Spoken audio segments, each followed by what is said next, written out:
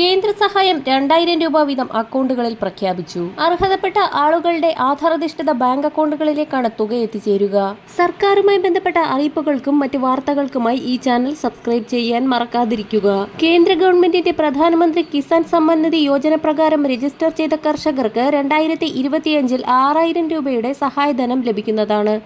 19, 20, 21 ഗഡുക്കളായി 2000 രൂപ വീതമാണ് ലഭിക്കുക. ഗുണഭോക്താക്കളുടെ ബാങ്ക് അക്കൗണ്ടുകളിലേക്ക് നേരിട്ട് നിക്ഷേപിക്കുന്ന ഈ തുക ഓരോ വർഷവും 3 ഗഡുക്കളായി ലഭിക്കുമെന്നാണ്.